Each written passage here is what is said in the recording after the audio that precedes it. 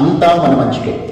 ఏంటి మన టాపిక్ ఏంటి? అంతా మన మంచికే. సహజంగా మనకి కీడు సంభవించినప్పుడు, మనకి ఏమైనా కష్టాలు ఎదుర్కొన్నప్పుడు, మనం ఇబ్బందులు ఎదుర్కొన్నప్పుడు అంతా మన మంచి కోసం జరిగిందని మనం భావించుకోం కదా.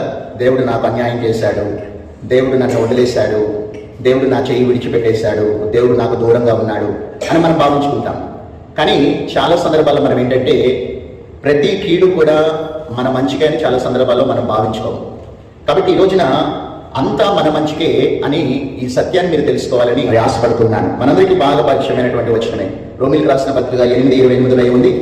దేవుని ప్రేమించు వారికి అనగా ఆయన సంకల్పము చొప్పున పిలువబడిన వారికి మేలు కలుగుటకు సమస్తము సమకూడి జరుగుచున్నది. అంటే దేవుని ఎవరైతే ప్రేమించేవారుగా ఉంటూ ఉన్నారో, ఆయన ఆజ్ఞల మార్గం అనుసరించి నడుచుకునేవారుగా ఉన్నారో, అంటే వారు దేవుని సంకల్పం చొప్పున పిలువబడిన ప్రతి ఒక్కరు కూడా వారి జీవితాల్లో ఏది జరిగినా కూడా, అది కీడైనా కూడా మేలుగా మార్చడానికి ఆయన సమర్థుడైన దేవుడు. మేలు కలుగుటకై సమస్తము సమకూడి జరిగిస్తున్న దేవుడని మనం తెలుసుకోవాలి. కాబట్టి మనకి కీడు సంభవిస్తున్నప్పుడు మనము జ్ఞాపకం ఉంచుకోవాల్సినటువంటి విషయం ఏంటంటే, ఆ కీడు లేకపోతే ఆ యొక్క నష్టము మనల్ని నాశనం చేయడానికి కాదు, కానీ మనము విశ్వాసంలో పురోగతి చెందడానికి, రెండవదిగా దేవుని మార్గంలో తొలగిపోతున్నప్పుడు మరలా దేవుని మార్గంలో నడిపించబడటానికి, మరొకటి మనము దేవుని కోసం ఒక మహిమగల పాత్రగా వాడటానికి, దేవుడు కొన్ని పాఠాలు నేర్పడానికి కొన్ని కష్టాలు, కొన్ని ఇబ్బందులు, కొన్ని శ్రమలు మన జీవితాల్లో అనుమతిస్తాడని మనం తెలుసుకోవాలి. కొంతమందికి ఫెన్నీ క్రాస్బీ తెలుసు. ఫెన్నీ క్రాస్బీ తెలుసా? ఎవరు ఫెన్నీ క్రాస్బీ? ఎప్పుడైనా విన్నారా గురించి? చదవాలి, ఎందుకంటే మీరందరూ కూడా టీనేజర్స్ కాబట్టి కొన్ని జీవిత చరిత్రలు చదవాలన్నమాట. జీవిత చరిత్రలు చదివినప్పుడు వారిని దేవుడు ఏ విధంగా వాడుకున్నాడో, వారి విశ్వాసం ఎలా వృద్ధి అయిందో మీకు అర్థమవుతుంది అనమాట. ఈ ఫెన్నీ క్రాస్బీ గురించి చదివినట్లయితే 8 months బేబీగా ఉన్నప్పుడు ఈ కంటిలో తప్పు మంది వేయడం బట్టి ఆమె చూపు కోల్పోతుంది. ఎప్పుడు? 8 నెలల వయసులో ఉన్నప్పుడు ఆమె చూపును కోల్పోతుంది. దానికి ఆమె నిరాశ చెందకుండా మరి దేవుని మీద, దేవుని చిత్తం ఏమైనదో అని ఆమె పై ఎదుగుతూ ఉన్నప్పుడు దేవుడు నాకు అన్యాయం చేశాడని ఎప్పుడు అనుకోలేదన్నమాట. ఆమె ఏం చేసిందో తెలుసా? దాదాపు 800 దాకా హిమ్స్ అంటే ఆంధ్ర క్రైస్తవ కీర్తనలు ఉంటాయి, మీ అందరికీ తెలుసు కదా. ఆంధ్ర క్రైస్తవ కీర్తనని ఇంగ్లీష్లో అటువంటి పాత పాటలని హిమ్స్ అంటారనమాట. దాదాపు 800 దాకా పాటలు రాయడానికి దేవుడు ఆమెను ఘనమైన పాత్రగా ఆమెను వాడుకున్నాడు. ఆమె ఒక ఇంటర్వ్యూలో అడుగుతున్నారనమాట ఇలాగా, మరి డాక్టర్ గారు మీకు ఈ విధంగా మరి తప్పు మంది వేసి నీ చూపు కోల్పోయేటట్టుగా చేశారు కదా, ఆయన మీద నీకు తీవ్రమైనటువంటి విపరీతమైన కోపం ఉందా అంటే, కోపం లేనే లేదు, ఎందుకంటే నేను ఈ విధంగా అంధురాలను అయ్యుండకపోతే దేవునికి మహిమకరంగా ఇన్ని పాటలు రాసుండేదాన్ని కాదు, అనేక మంది ఈ పాటల ద్వారా రక్షింపబడేవారు కాదని ఆమె ఇంటర్వ్యూలో చెప్పిందనమాట. ఏ విధంగా భావించుకుంది మనమైతే ఆమె స్థానంలో ఉంటే మన జీవితము ఇంకా వ్యర్థమైపోయింది అన్నట్లుగా మనం భావించుకుంటాం. కానీ ఈమె మాత్రము ఏ విధంగా భావించుకుంది? అంతా ఆమె మేలు కోసమే అని భావించుకుంది. అదేవిధంగా జాన్ బన్నన్ అని ఎవరికి తెలుసు? ఈయన తెలుసు ఎవరికైనా? జాన్ బన్నన్ బైబిల్ తర్వాత ఎక్కువగా అమ్ముడుపోయేటువంటి పుస్తకం అయింది. ఎవరైనా?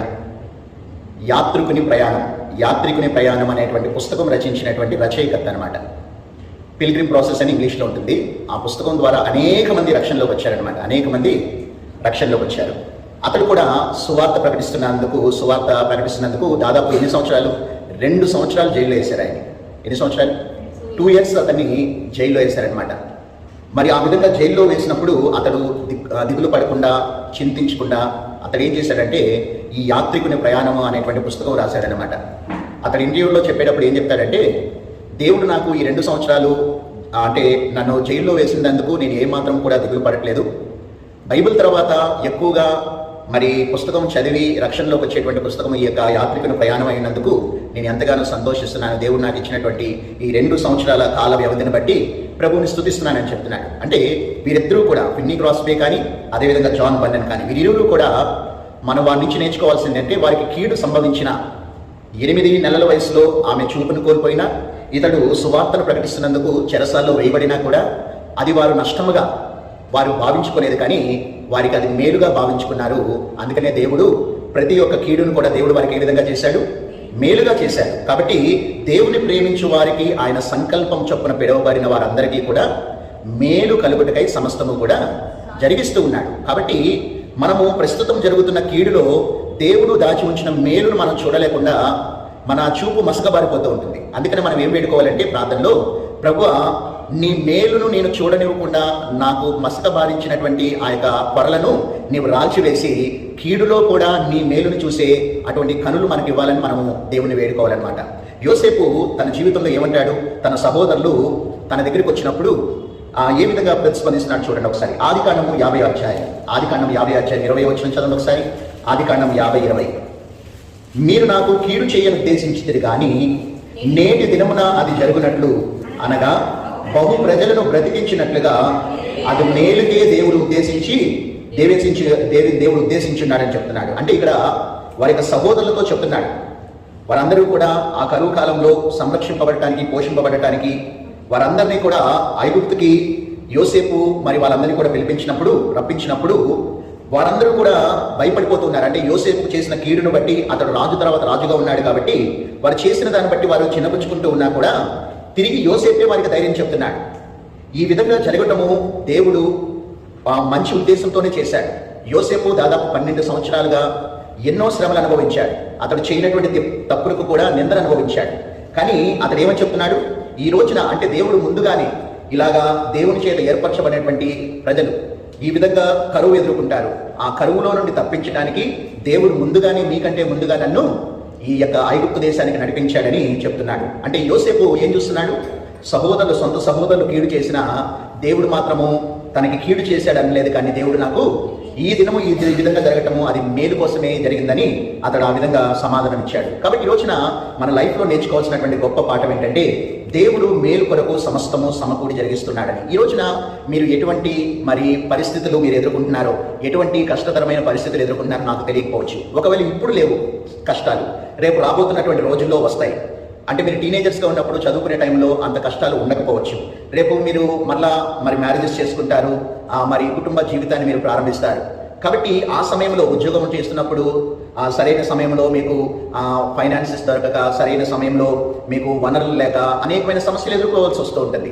కానీ మీరు తెలుసుకోవాల్సిన విషయం ఏంటంటే మీరు ఎటువంటి శ్రమలు వచ్చినా కూడా దేవుణ్ణి ప్రేమించడానికి మీరు పూనుకుంటే దేవుణ్ణి ప్రేమించే వారికి సమస్తము కూడా మేలు కొరకు సమస్తము కూడా సమకూడి జరిగిస్తాడు. కాబట్టి ఈ రోజున ఈ మాటల ద్వారా మిమ్మల్ని ప్రోత్సహించాలని ఆశపడుతున్నాను. ఈ యొక్క మాటల ద్వారా ఈ మాటలు మీ హృదయంలో భద్రపరచుకొని ఎప్పుడు మీకు కీడు సంభవిస్తున్నా దేవుడు నాకు అన్యాయం చేస్తున్నాడని, దేవుడు నాకు నష్టం చేస్తున్నాడని ఎప్పుడు భావించుకోవద్దు. మీరు భావించుకోవాల్సిందల్లా ఒకటి, ఏం భావించుకోవాలి? దేవుడు నాకు ఏదో ఒక మేలుని నా కోసం సిద్ధపరిచి ఉన్నాడు అని మనం భావించుకుంటే ఖచ్చితంగా మనము ఆశ కలిగిన, మనం ఏది దృఢముగా మనము నమ్ముతామో అది మన జీవితాల్లో దేవుడు నెరవేరుస్తాడు. దాన్నే విశ్వాసం అంటాం. నీ నమ్మిక చొప్పున దేవుడు జరిగిస్తాడు. కాబట్టి కీడులో కూడా దేవుడు మేలు చేయబోతున్నాడు అని నీకు చెప్పుకోగలిగితే దేవుడు నీకు కలిగేటువంటి కీడుని అంతటినీ కూడా మేలుగా మారుస్తాడు.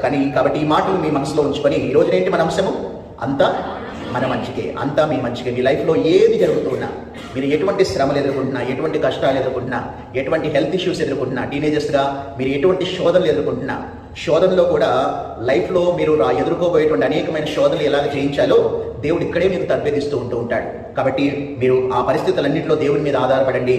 దేవుడు మీ ప్రతి ఒక్క కీడుని మేలుగా ఆయన మలుచును దాకా.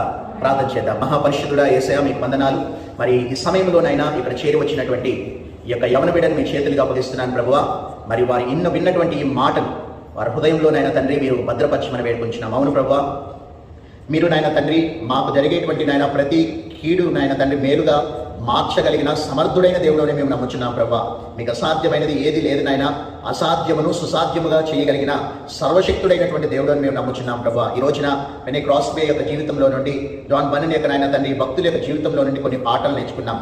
వారి జీవితంలో సంభవించినటువంటి నాయన చేదైన అనుభవాల్లో కూడా మేలును వారు చూడగలిగారు. మేము కూడా నాయన మా జీవితాల్లో మేము ఎదుర్కొనేటువంటి ప్రతి చేదైన అనుభవం వెనకాల మీ యొక్క నాయన తండ్రి నాయన మాధుర్యాన్ని మేము నాయన చూచేటువంటి భాగ్యాన్ని మాకు దయచేయమని మరొకసారి నాయన బిడ్డలందరినీ కూడా మీ యొక్క రెక్కల చాటును భద్రపరిచి ఉన్నతమైనటువంటి స్థితిలో స్థిరపరిచిన నాయన మీ కొరకు నాయన ఘనమైన పాత్రలుగా వారిని తీర్చిదిద్దిన ఆయన వారి పక్షాన్ని మీరు కలిగినటువంటి నాయన ప్రణాళికల ఉద్దేశాలన్నీ కూడా వారి జీవితంలో నెరవేర్చమని ప్రార్థన యేసు నామమున అడిగి వేడుకుంటున్నాము తండ్రి.